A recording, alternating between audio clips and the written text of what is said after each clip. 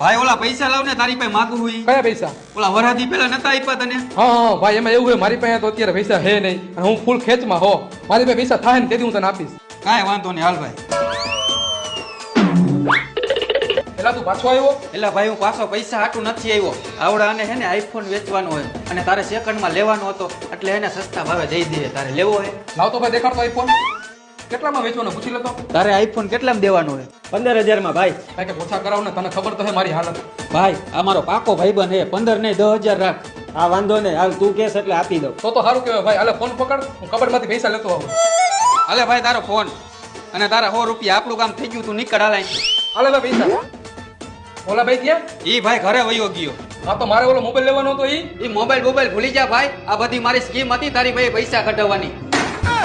ઓમ તો તું કઈ પૈસા કાઢે જ નહીં એટલે મારે આવી સ્કીમ કરવી પડી. હાલો આવજો રામે રામ.